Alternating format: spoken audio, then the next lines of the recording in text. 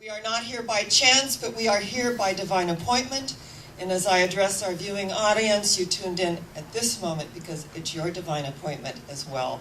And as we join together for the dance of life, this morning it's about the dance of relationship. We just heard our beautiful Fleet Easton sing, "We are family."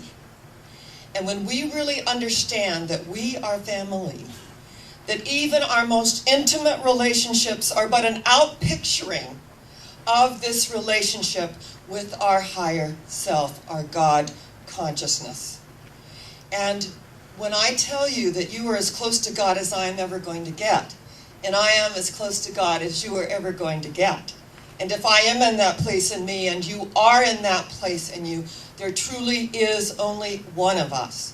We are told that relationships are not for the faint of heart, that we are being reflected back to every single moment. So when we say God is love, and they that dwelleth in love dwelleth in God, and God in them, that is that energy of the universe. It's relationship as a spiritual path. And when we understand that relationship, that reflection, that law of attraction that we bring in, that we bring it all into the altar of relationship. And what is so interesting, you know that I am a widow and that I married Neil Stroud when I was barely 21.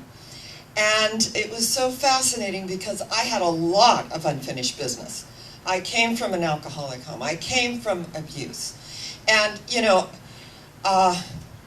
he would say, pass the salt, and I would, get offended by his tone of voice. And he says, Cher, it is not World War III. You are loved, you are safe, you are with me. And what he went through those first few years of my defensivism, my low self-esteem, always making a profession of being offended. When we have low self-esteem, we are constantly offended. Our feelings are so hurt, we wear them on our sleeve. But when we enter the spiritual life and we begin to realize that everyone brings to the altar all the sum total of all their experiences, that this is an opportunity to grow and to unfold in miraculous ways. Now, it's interesting that when Neil made his transition 12 years later, when our child was 3 days old, and he said, I've got to go downstairs, and I had to take an x-ray through the Board of Education, and they said that their x-ray equipment isn't that good and it looked kind of funny, so they want me to get an x-ray here at Kaiser. So we went downstairs, got an x-ray at Kaiser, and that's all I heard about it. We came home and we had our beautiful little baby daughter, and the phone rang, and I answered the phone knowing someone was going to say, oh, congratulations, you're a new mother, isn't this exciting? And it was a very stern voice. He said, yes, this is Dr. Phillips. Remember his name. At Kaiser. And your husband is in the advanced stages of cancer, and he needs to get in here now, today. And I said, Kaiser in those days, and I'm going to do a disclaimer. Sometimes, the records got confused and things like that. There were some confusions. And so I said, I'm looking at my 6'4" husband who is in radiant health, and I think that there's been some kind of a mistake. And he said, I'll take it in the other room. So I heard him on the line. I had never heard this man ever even utter anything that was unkind or that was a swear word ever. I was the one that did that. And so I got to heal that. So I heard him say, God damn it, I told you not to call here. That my wife just had a baby, and I cannot believe that you would dishonor me in such a way. You'll hear from me in a week. Clunk. I was in a state of shock. I said, what is this? He said, well, there's something on my lung, and I will go in, and he said, I will address this in 1 week. And so we did a prayer. This happened so many years ago. And we did a prayer right then and right in the energy of knowing that there was one life, that life was God's life, and that life was his life at a DNA cellular level. And we were both taking Science of Mind classes. And we just opened the space, and our minister came to the house, and he was so loving. And he said, I just don't think it's your time. You're just too healthy looking. It's just not your time. And you have a brand new baby daughter. It's not your time. And so we just continued on with our classes, and he went into a full remission from the advanced stage 4 Hodgkin's disease to a full remission. And I just knew that he was healed. And so that baby daughter got to know her father for 7 years. And when she was 7 years old, she fell from a 50-foot cliff and broke her upper femur. The femur is the largest bone in the body. In fact, Margaret Mead said, do you know the beginning of compassion? You know, we think about what was in all the ages, the beginning of compassion. She said a healed femur is the largest bone in the body. Someone had to stop what they were doing, and they had to tend to this person. They had to care for them and nurture them so the femur would heal. A healed femur was the first discovery for us as anthropologists of compassion, human compassion. So she had a full body cast. She had a bar between the legs. One leg was completely casted, the other one was half so that the bar could fit across so that leg would heal correctly. And we lived in the forest. And the tutor came once, and she had to cross a stream in her car, and she goes, you know, I can't do this. I got this old car and crossing that stream and that wooden bridge, it's really scary for me. And then she took me aside and she said, how are you coping? You got a husband with cancer and you got a child with broken leg? And I said, one moment at a time, one day at a time. And it was my first year of the ministry. So Neil took her and he read to her every day, and they did her lessons. So he was a 5th grade school teacher. He tutored her. And it's interesting because he said, you know, teaching, our profession, educators aren't as respected here in our country, you know that, as they are in Europe. And he said, I'm going to get my broker's license to support my teaching hobby so that we can have a life and a lifestyle that we want, because we wanted horses, we wanted to live in the forest, we wanted a lifestyle. And our daughter was like Rebecca from Sunnybrook Farm. We had all kinds of animals there. And so energetically, he tutored her and was with her, and they had this father-daughter relationship for 6 months, and he passed away, and she was 7. And I said to her, you know, what looked like a calamity of your father and your leg and all that was such a gift to you. How many daddies can sit with their child before they leave the planet and actually teach them and be with them and have that heart energy? One of my students said that when his father was dying, and he never had a real close relationship with his father, that when he got to the hospital that he had just passed, and his mother took him in her arms, and she said, oh, your father loved you so much. And he said, I wept and said, why then didn't he ever tell me? When we look at relationships and our immediate relationships and the partnering, and you know, in our congregation, we have a very, very large gay community, and I'm doing a lot of gay marriages now. Love is love, and it matters not gender, because our God is a God of oneness. Do we get that? Beyond color, race, creed, and sexual orientation, our God is a God of oneness. So when we open the space, the circle of life, relationship is relationship. The same dynamics are universal.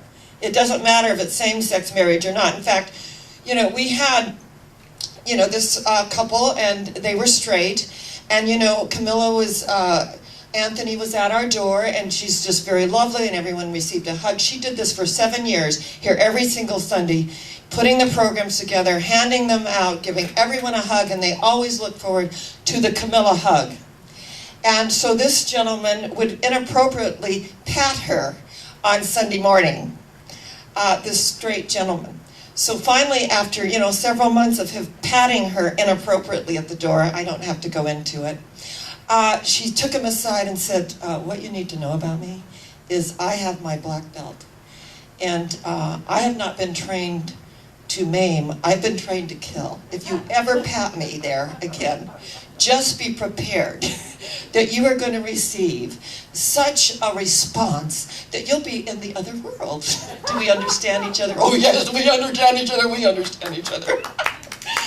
This was our straight man in the congregation.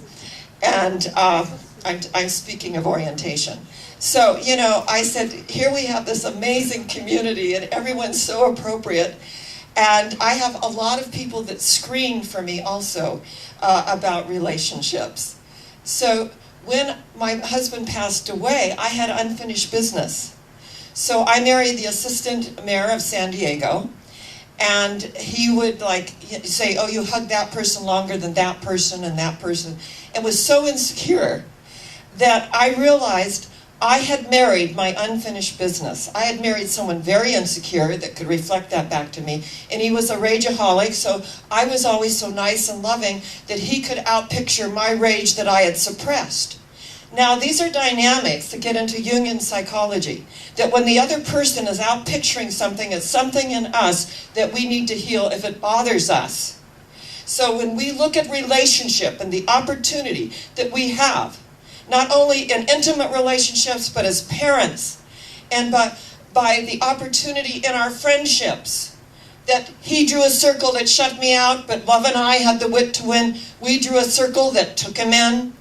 That when we talk about relationships not being for the faint of heart, that when something is reflected back to us, to take it within and say, where do I need to grow and learn and move past this? Because it's obviously a wound that has been reopened over and over and over again until we get it. So when we recognize the ground of being is our spiritual reality and relationship as a path, our intimate relationships, the outpicturing of how we feel about ourselves, others, and ultimately the community. And when someone says, oh, we haven't seen so-and-so, and they go, oh, they're in a relationship. Oh, that's why we haven't seen them. What? You're going to go hide because you're in a relationship? That's not relationship. That's implosion. That will implode on itself. True relationship is coming together in that ground of being and sharing your light with the world. And everyone and anyone who comes within your energy field will be healed and uplifted in the presence of your love and your light. So when we come together to acknowledge that we all have unfinished business, and finally, Danny, who was his name was Danny Gall, and he was my assistant minister in San Diego. And he said, I'm going to, we're going to have a screening process, and here's a whole list, because you obviously, we have to protect you from yourself now. And the assistant mayor, the politician, it was interesting, I was sharing this with our ladies on Friday night. He was interviewed by the press, and to get back at me, because I'm a minister, he said very, very unkind things about me to the press. He said that he divorced me, which was not true, and for my lascivious and salacious behavior. Now, I didn't even know what salacious meant, so I asked the press person that called me, the journalist, and he laughed. He said, it's worse than lascivious. I said, oh, and I really laughed. I said, that's hysterical. This is really, really beneath him, and I'm not even going to come. And I laughed. So he was not one of the San Diego Union's favorite people, and so they put a whole thing about me and the ministry and, how he said these things and how I laughed. And the next Sunday, I had a couple of people who read it in the paper and said, oh my God, airing your dirty laundry, like I was airing it, to the whole public, and no one's going to show up next week. This is terrible for our ministry. Oh my God, what are we going to do? The next Sunday, we had standing room only. Everyone wanted to meet this woman that this politician was, saying all these things about. And our congregation grew. So when they say there's no bad press, there really isn't. There really isn't. If you're who you are, and you're in public life, people are going to say things about you. They're going to be threatened that they think you're so powerful because they don't know they have the power within them. And for years, people say, oh, you're so powerful. I'm just being myself. But when we ground ourselves in spirit, when we know from whence we cometh and whither we goeth, and as Jesus said, his whole thing was love thy neighbor as thyself. That's your true relationship, is with yourself. And how we feel about ourselves is who we are going to attract into the energy field. So that when we have someone that moves off the planet, and the day before my husband passed away, he said, who are those two beautiful ladies standing next to you? And I turned and I said, there's no one standing next to me. And I said, oh. I said, these are your guardian angels and they've come to take you home. I knew. I was in a lot of denial, but I knew at that moment that we were going to be parted and that he was going to move on. And we had a great sense of humor in our relationship. And if you don't in your relationship, it's sadly lacking. You got to have a lot of sense of humor. And I said, you haven't even left yet and you're going out on me already. My gosh. And we had this great last laugh. And then he left this plane gracefully and beautifully. And I was left with a lot of unfinished business that I got to heal. I never thought I was going to be a widow at 32 years old, raising a child by myself. So all the unfinished business that I called in, and they showed up as marriages. I've been married 3 times. And I learned and I grew. And through that, I can thank them. In fact, I told the politician, I said, you know what? I want to really thank you. I love who I know that you are. I have grown so much. And he just burst into tears and said, why couldn't we have, done it differently? We've been doing this for 4 years. I paid my attorney $40,000. I wanted to say I paid mine nothing because she was my board president. But I didn't. I just said, because we wouldn't have learned our lesson any other way. Relationship is about knowing God better. It's about learning and growing, not villainizing the other person. We drew them in so that we could grow and unfold in miraculous ways. So today, as we look at the dance of relationship, let's tell everybody that we love them. Let's not stand at a hospital door in our mother's arms saying, why didn't you at least tell me? That there is a ground of being here. There is a courageousness in being vulnerable and sharing our feelings and recognizing that we get to grow and unfold and be all that we can be. And if you have a true spiritual partner, you are so blessed because they hold you to a standard that you cannot slip beneath, because we are all arising on the upward spiral to be who and what we are. This is why I love this way of life, how it serves us all at the deepest, deepest level. To know that God is love, and they that dwelleth in love dwelleth in God, and God in them. This commandment I give thee, that ye love one another as I have loved you. Presupposing that we've learned to love ourselves. So today it's about the dance of relationship. It's about we are family. It's about that spiritual connection. And it's about knowing that we are going higher yet. Where are we going? Higher yet. Where? Higher yet. And so it is. God bless you. I love you. And we are family.